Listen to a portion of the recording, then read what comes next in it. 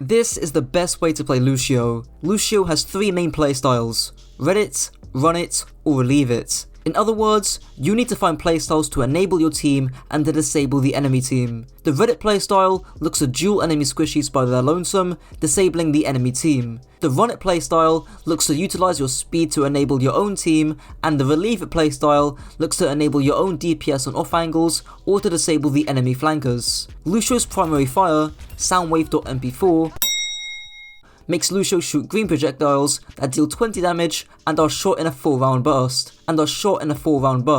Lucio receives 5 of these bursts in one clip, hence 20 shots in total, taking just under a second to fire a single burst. There's one main combo where you land 4 headshots, then a boop followed by a melee, and you'll often perform this with momentum just as you come off a Wallride. Even the best Lucios will rarely pull this off to perfection, but aiming for it allows you to enter DPS duels with a burst of damage and speed. I'll develop this a bit more in the playstyle section. Aside from that, Lucio's gun is one in the few instances where even landing a few shots from afar can have a big impact since it can help charge your beat faster, so investing some time into aim training, whether it be in customs or tryhard FFA, is a worthwhile investment. Lucio's first ability, the bisexual beatbox, makes Lucio play one of 2 songs, which either heals your teammate for 16 HPS or provides a speed buff of 25% in a 12 meter radius. I will also group up your amp, which accentuates either songs to do 52 HPS to teammates or a 60% speed boost. So when do you speed and when do you heal? Well, it's pretty simple.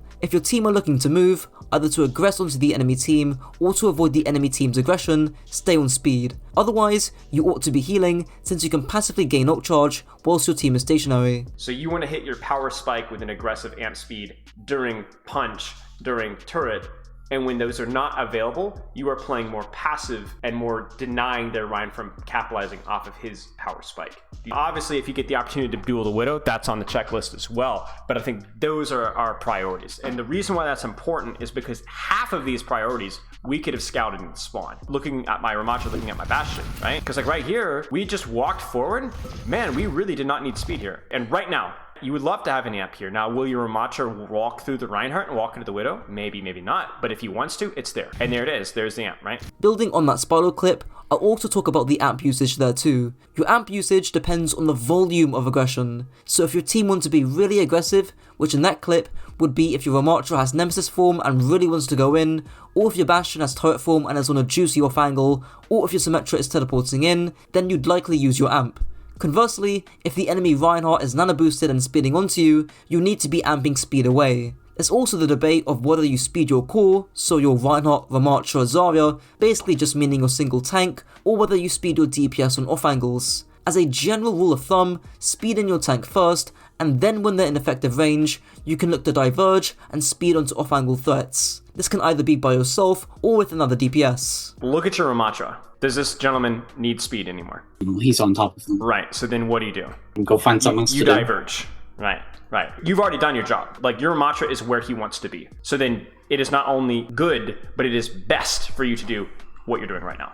And then there's some times where you might decide that actually assisting the engage is not as important as dealing with the split.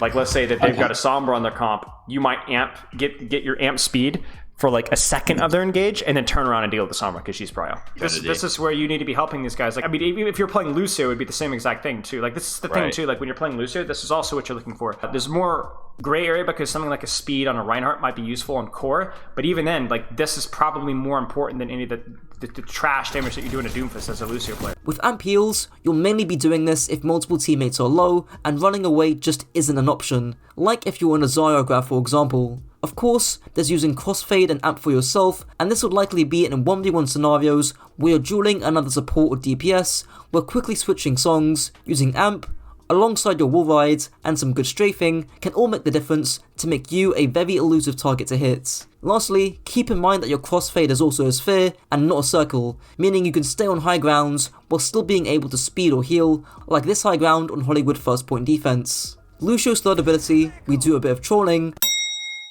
makes Lucio fire out a sound wave which boops enemies in an 8 meter range, dealing 25 damage on a 4-second cooldown, consuming no ammo. Referring back to the enable-disable concept, a key usage of your boop will be in some way, shape or form used to disable the enemy team. For example, booping someone off high ground is a form of disabling. You need to boop them off of high ground off the map, or boop them off from the high ground onto you guys. Because if you boop them off of high ground onto you guys, now they no longer have map control on you. You won't get everybody, but you'll get some of them, and that's enough. And by booping them off of high ground, your team takes less damage. They have the angles, exactly. You cannot just AFK where you are now and expect to win this fight. Say you're on Havana first point attack and there's an enemy Sigma playing on the high grounds. Booping him off would be huge value, since due to Sigma's low mobility, he can't just fly and take back the high ground unless he invests flux. It's also using boop and your own awareness to disable the enemy flankers by messing up their movement and aim, as Spallo explains here. If you guys are running Brawl, right, and you guys are going in against the enemy team, they might have a Tracer, they might have like a Reaper flank, they might have like a Sombra flank,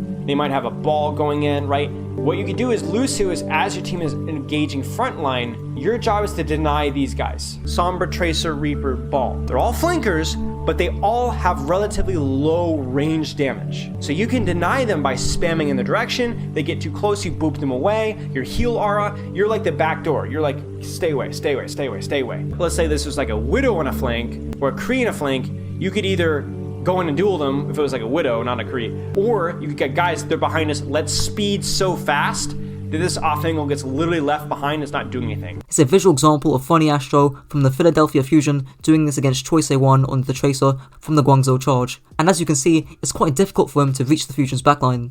Aside from that, boop is really just used to enable your own selfish aggression, whether that be to boop someone off the map or to boop someone whilst you're dueling them for added damage. Simultaneously, boop can also be used to deter flankers, control high ground, boop enemies in or away from your team, and add strain to someone's mechanics. Lucio's passive, Skate 3, makes Lucio Wallride, granting him 30% added speed, and he receives a small speed boost when he detaches from the wall. There is so much to the mechanics of wall riding that I'm just not going to go all into it for the sake of time. Instead, I'll be sticking to the Pareto principle and talking about the two basic wall ride mechanics that will get you the most value. I advise checking out the subreddit r/Lucio rollouts or r/Lucio mains for all the advice, as well as looking up some wall ride specific guides. The first basic thing with wall riding is that the higher you look up whilst wall riding, the further you will travel in a vertical direction, meaning that this is how you can wall ride to high grounds much easier. And secondly, you can stack the small speed boost you receive at the end of a wall ride by wall skimming,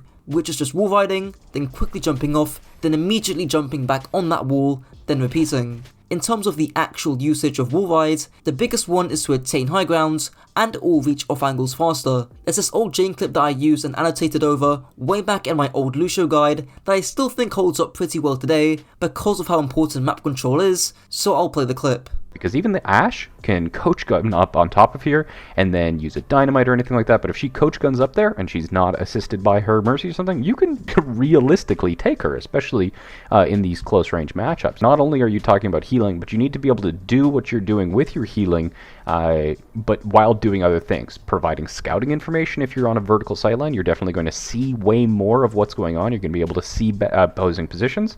You know, if you just land a couple of left clicks onto the Zenyatta in the backline while you're floating up here, or you need to try desperately to make sure that the opponent is going to be losing as many resources that would otherwise be invested into your poor Reinhardt, as well as making sure that the opponent can't do anything cheeky like shooting past your Reinhardt and getting some like massive dynamite plays or being able to poke or dive anything with the actual diva standing up there.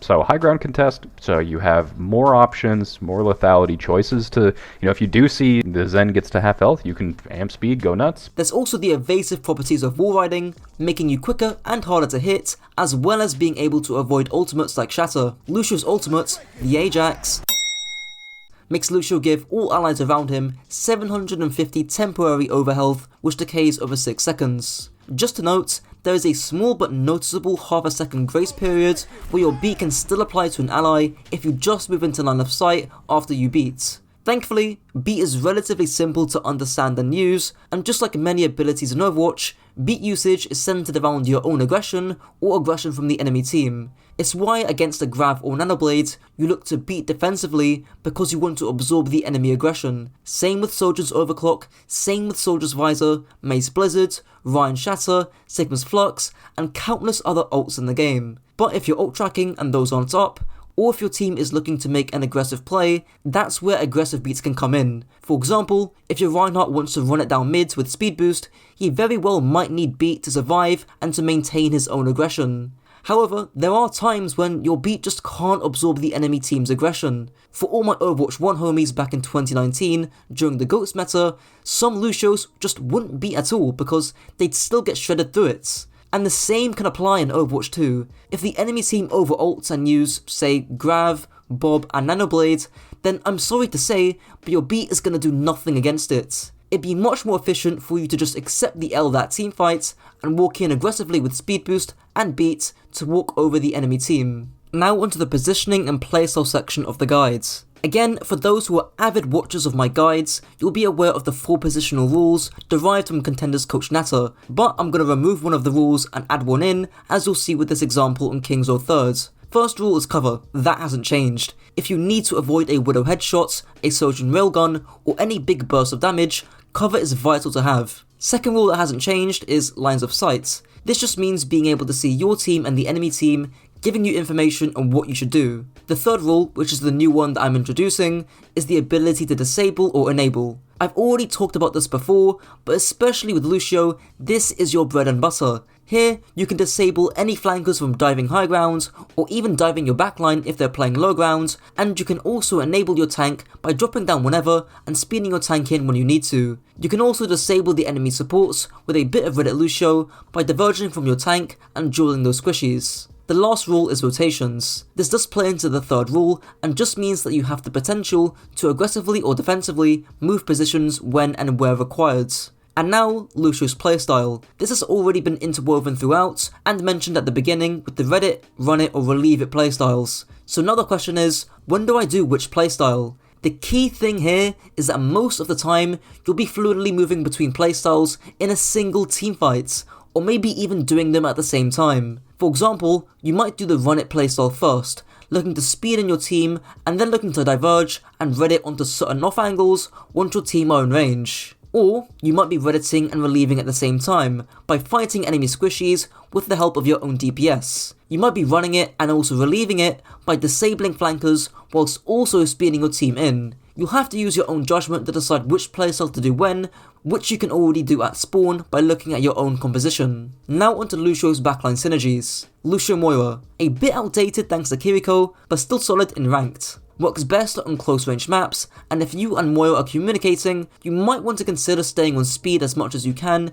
to allow your Moira to charge her coalescence that bit faster. Lucio Zen. All hail our Lord and Saviour No Hill, who tried to make this viable on the LA Valiant when they played this in New Queen Street. Unfortunately, it saw mixed results at best. If you're keen on running this, your amp usage needs to be pitch perfect when enabling your tank, and if they run a tracer, which, let's be honest, they likely will, you need to disable her as much as you can. Otherwise, just go Brig. Speaking of Brig, Lucio Brig. A niche but still solid combo as we've seen with the Jokes meta. Obviously, look to enable your Junker Queen to get into close range, and then you can consider redditing if and where applicable. Lucio Mercy. This actually works best with dive, since both heroes have mobility and are, in theory, undivable, though thanks to the Guardian Angel nerf, that's still up in the air. This is a bit of a contradictory combo, since you as Lucio want to be speeding people in, whilst your Mercy wants to keep the range. As a result, you, your tank, and maybe one other DPS should be looking to do their own thing,